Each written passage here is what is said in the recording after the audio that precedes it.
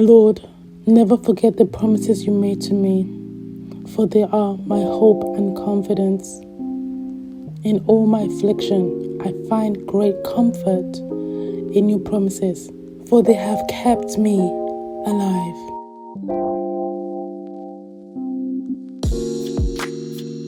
No matter how bitterly the proud mockers speak against me, I refuse to budge from your precepts. Your revelation light is eternal. I am encouraged every time I think about your truth.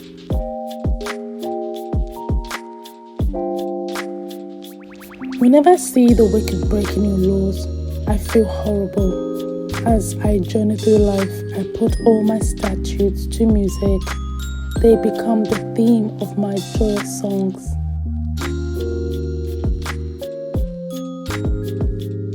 Throughout the night, I think of you, dear God. I treasure your every word to me. All this joy is mine as I follow your ways.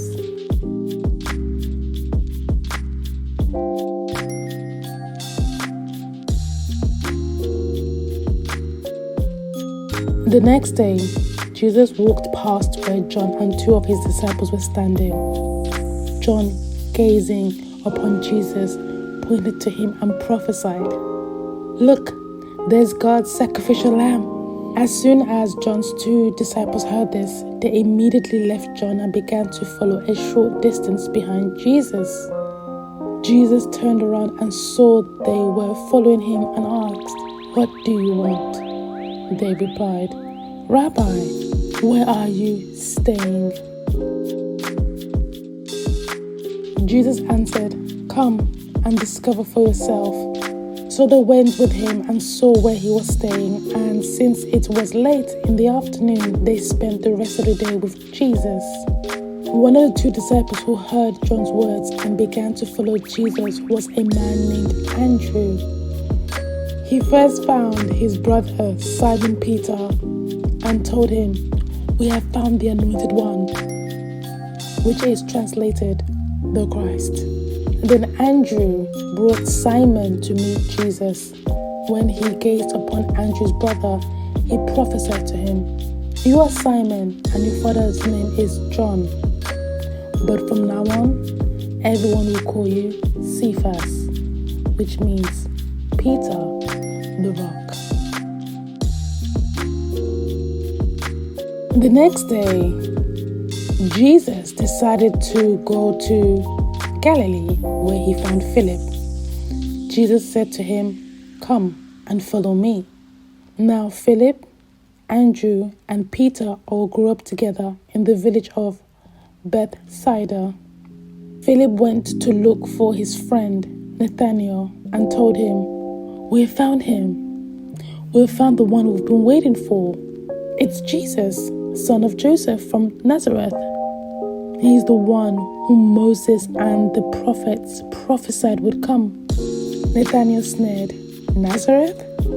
What good thing could ever come from Nazareth?" Philip answered, "Come and let's find out." When Jesus saw Nathanael approaching, he said, "Here comes a true son of Israel, an honest man with no hidden motive." Nathanael was stunned and said, "But you've never met me. How do you know anything about me?" Jesus answered, "Nathanael, right before Philip came to you, I saw you sitting under the shade of a fig tree." Nathanael blurted out, "Teacher, you are truly the Son of God and the King of Israel." Jesus answered, "Do you believe simply because I told you I saw you sitting under a fig tree? You will experience even more impressive things than that. I prophesy to you eternal truth. Follow now on, and you will see an open heaven and gaze upon the Son of Man like a stairway reaching into the sky with messengers of God climbing up and down upon him."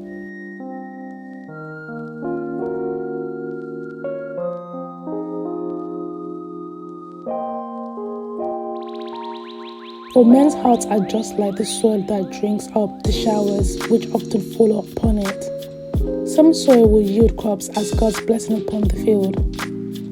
But if the field continues to produce only thorns and thistles, a curse hangs over it and it will be burned. Even though we speak like this, beloved, we are fully convinced that there are more beautiful and excellent things which follow from your salvation.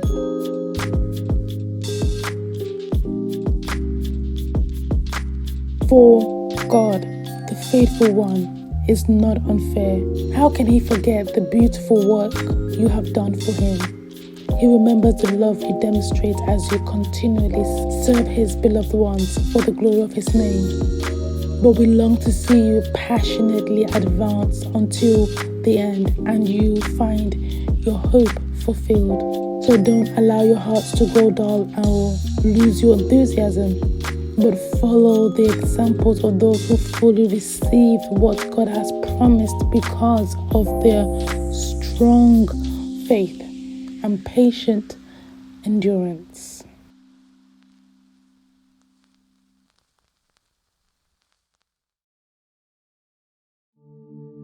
Now, when God made a promise to Abraham, since there was no one greater than himself, he swore an oath on his own integrity to keep the promise as sure as God exists. So he said, "Have no doubt, I promise to bless you over and over and give you a son and multiply you without measure." So Abraham waited patiently in faith and succeeded in seeing the promise fulfilled. It is very common for people to swear an oath by something greater than themselves, for the oath will confirm their statements and end all dispute.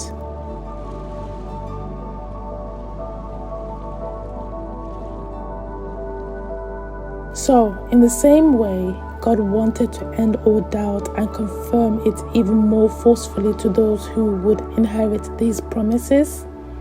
His purpose was unchangeable, so God added his vow to this promise. So it is impossible for God to lie, for we know that his promise and his vow will never change. And now we have run into his heart to hide ourselves in his faithfulness. This is where we find his strength and comfort, for he empowers us to seize what has already been established ahead of time. An unshakable hope. We have this certain hope like a strong, unbreakable anchor, holding our souls to God himself. Our anchor of hope is fastened to the mercy seat in the heavenly realm beyond the sacred threshold, and where Jesus, our forerunner, has gone in before us. He is now and forever our royal priest like Melchizedek.